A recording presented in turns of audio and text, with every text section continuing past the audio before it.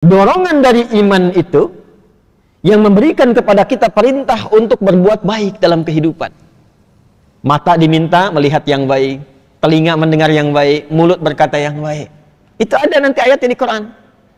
Makanya ngajinya yang total. Misal mata nih, Quran surah 24, surah Cahaya An-Nur, ayat 30 untuk laki-laki, ayat 31 untuk perempuan.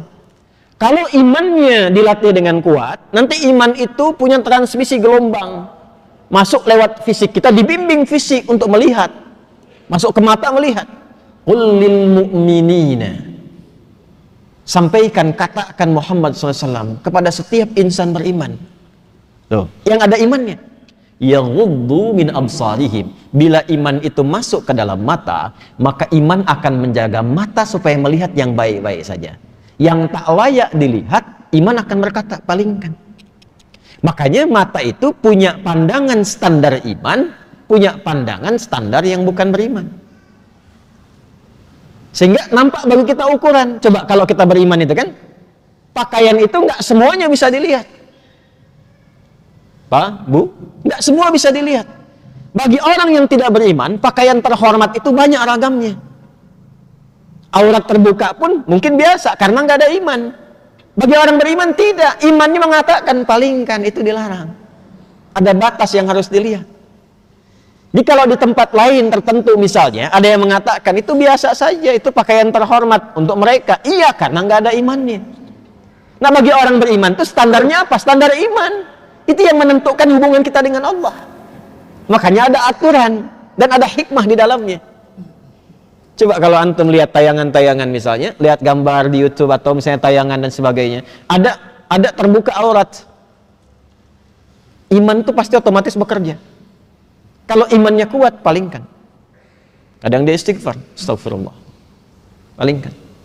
Dan nggak ada yang terlambat, nggak ada lisan istighfar mata nggak berpaling, astagfirullah, salah ini. Nggak ada. Wasari'u ila maghfirah, cepat dia istighfar. Demikian masuk ke lisan juga begitu. Itu imannya dulu sebelum lisannya. Ya, Quran surah 49 Al-Hujurat ayat 11 sampai 12.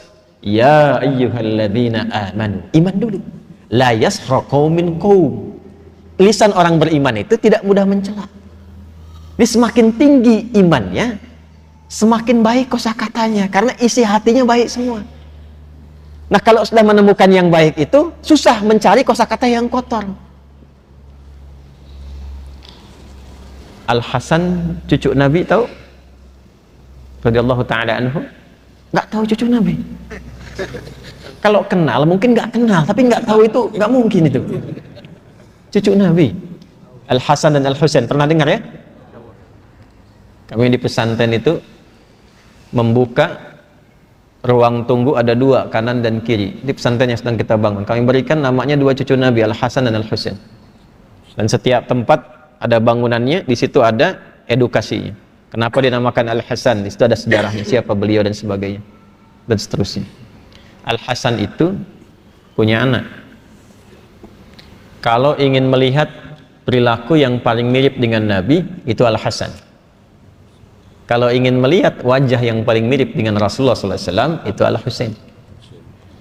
Makanya belajar sejarah bagaimana akhlaknya Al-Hasan ibn Ali ya bin Abi Thalib radhiyallahu ta'ala anhu. Belajar sejarah. Itu diantara yang paling dekat dengan Al-Quran, yang lisannya paling lembut. Lembut. Masya Allah. Jadi sedang jalan dengan anaknya di masa fitnah kubra. Itu ada orang caci maki. Dalam satu riwayat, atau kama waqa, Allahu a'lam bis-shawab, sedang jalan dicaci maki.